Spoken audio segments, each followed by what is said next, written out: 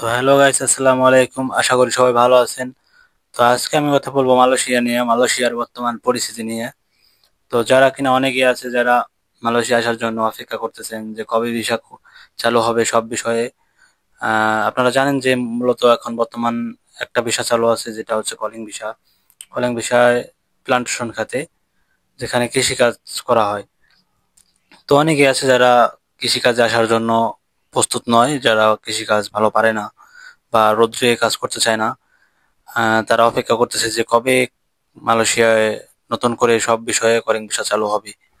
সবার মনে এই একটা প্রশ্ন জেগে উঠেছে যে কবে নতুন করে কলিং ভিসা চালু হবে। সবাই সব বিষয়ে, সব ক্ষেত্রে, সব সেক্টরে নতুন করে চালু হবে কবে, এটাই আসলে সবাই জানতে চায়। তো আশা করি ভিডিওটি সম্পূর্ণ দেখবেন, আশা করি ভালো লাগবে। তো চলুন দেরি না করে ভিডিওটি শুরু করা যাক। আর প্রথমে একটা কথা বলে রাখি, যারা আমার চ্যানেলে নতুন আছেন তারা চ্যানেলটি সাবস্ক্রাইব করে দিবেন এবং পাশে থাকা বেল আইকনটি বাজিয়ে দেবেন, যাতে নাকি এমন মালয়েশিয়া সম্পর্কে আরো অনেক কিছু জানার থাকলে আপনারা সহজেই তা জানতে পারেন। তাহলে চলুন ভিডিওটি শুরু করা যাক। তো প্রথমে আমি বলবো যে এখন বর্তমান মালয়েশিয়া পরিস্থিতি তেমন একটা ভালো না, আবার ভালো বলতেও চলে। আগের থেকে অনেকটা ভালো। আগে অনেক মানুষ কাজ পাইতো না, যারা সবকিছু ভিসা থাকার সত্ত্বেও বা পাসপোর্ট থাকার সত্ত্বেও তারা কাজ পাইতো না। তো এখন মোটামুটি দেখা যাচ্ছে যে সবাই মোটামুটি কাজ করতেছে। তো এমনও না যে শ্রমিকের সংকট, তা না, কিন্তু সবাই টুকটাক কাজ করতেছে। কিছু মানুষ আছে যারা বেকার বসে আছে, যেমন আপনার কনেকট্রাকশনে যেমন সবসময় কাজ থাকে না। তো দেখা যায় 1 মাস কাজ করে, 2 মাস কাজ করে, আবার 15 দিন বসে থাকা লাগে বা 1 মাস বসে থাকা লাগে। তো এমনই হচ্ছে বিষয়টা, ঠিক আছে। তো এখন বর্তমান আপনারা জানেন যে বর্তমান প্লান্টেশন খাতে একটা বিষয় চালু আছে যে ক- যারা কৃষিকাজ জানে তাদের জন্য আর কি বিষয়টা খোলা। আর যারা কিনা অপেক্ষা করতেছেন যে কবে থেকে সব বিষয়ে বিষয় চালু হবে, সব ক্ষেত্রে, রেস্টুরেন্ট ক্ষেত্রে, আপনার বড় বড় কোম্পানিতে বা কনস্ট্রাকশনে, এইসব বিষয় কবে চালু হবে, মূলত তাদের জন্য এটা একটা ভালো একটা সুবিধা, ঠিক আছে। যারা আসার জন্য অপেক্ষা করতেছেন তারা আরেকটু অপেক্ষা করুন। 2025 সালে হয়তো ভালো একটা সুযোগ দিবে, ভালো একটা সুসংবাদ পাবেন আপনারা, এটা আশা করা যায়। তো এটা আমার নিজের থেকে বলতেছি, আমি এটা কোনো নিউজ আমি পাই নাই। তো আমার মনে হয় যা, যখন মালয়েশিয়ায় সংকট দেয় শ্রমিকের, তখন নতুন করে কলিং ভিসা চালু হয়। তো আপনারা এটা সবাই জানে যে কোনো ক্ষেত্রে যদি লোক লাগে, যখন আপনার 5 জনের কাজ যখন 3 জনে করে, তখনই তো শ্রমিক লাগবে।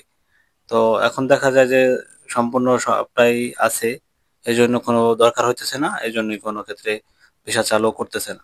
আপনারা হয়তো জানেন যে বর্তমান একটা ভিসা চালু আছে, যেটা কলিং বিষয়। তো কলিং বিষয়ে প্লান্টেশন খাতে, যেটা মূলত কৃষিকাজ। কৃষিকাজ যারা জানে তারা আসলে এখন বর্তমান আসতে পারতেছে। তো কৃষিকাজ যে বেতন কম এটা না, বা কষ্টের এটা না। কষ্ট আপনার সব কাজেই, বিদেশ বলতেই কষ্ট। তো যারা কষ্ট করতে পারবেন তারাই আসবেন, ঠিক আছে। এটা কিন্তু শুয়ে বসে থাকার জায়গা না, এখানে পরিশ্রম করতে হবে, টাকা ইনকাম করতে হবে। তো আমি আশা করি 2025 সালে ভালো একটা সুযোগ দিবে আপনাদের। আপনারা যারা আসার জন্য ইচ্ছুক আছেন বা যারা অপেক্ষা করতেছেন যে কবে ভালো একটা নিউজ পান, তো আমি মনে করি যে 2025 সালে সব ক্ষেত্রে বা কিছু কিছু ক্ষেত্রে আপনার লোক সংকট দেখা দেবে। যেমন ইতিমধ্যে যেমন দেখতেছেন যে কৃষি খাতে লোক লাগতেছে, দ্যাটস ওয়াই এটা খুলছে, এটা ওপেন। তো আশা করি বাদ বাকি যেগুলা আছে ওইগুলা ওপেন করবে। তো এমন তো না যে লোক লাগবে না, এটা মালয়েশিয়া অনেক, এই দেশে সবাই কাজ করে, শ্রমিকের সংকট দিবেই। কারণ বাংলাদেশের মতো এমন কোনো লোক নাই যারা এত পরিশ্রম করতে পারে, ঠিক আছে। তো আশা করি আপনারা যদি ধৈর্য ধরেন তাহলে ভালো একটা সুখবর পাবেন। আর হচ্ছে আরেকটা কথা বলি, যারা প্লান্টেশন সেক্টরে আসতে চাচ্ছেন, আহ, সবকিছুই কমপ্লিট হয়েছে আপাতত, যারা আছে পাসপোর্ট সবকিছু জমা দিছে, তাদেরকেই বলতেছি যে যারা জমা দিচ্ছেন তারা আপনারা তাড়াতাড়ি কাজটা করুন। কারণ মালয়েশিয়া সরকার একটা সুযোগ দিয়ে দিছে বা একটা তারিখ নির্ধারণ করে দিছে, যেটা হচ্ছে 31শে জানুয়ারি। তো গত 2024 সালে যে আপনার মে মাসে যে 31শে মে পর্যন্ত সময় দেওয়া হয়েছিল, তারপরে কিন্তু একটা লোক ঢুকতে পারে নাই। তো মালয়েশিয়া সরকার এবারও একটা দেওয়া দিছে নির্ধারণ একটা সময় দিয়ে দিছে, এই সময়ের ভিতরে ঢুকতে হবে। এরপরে একদিন পরেও আপনারা আসতে পারবেন না।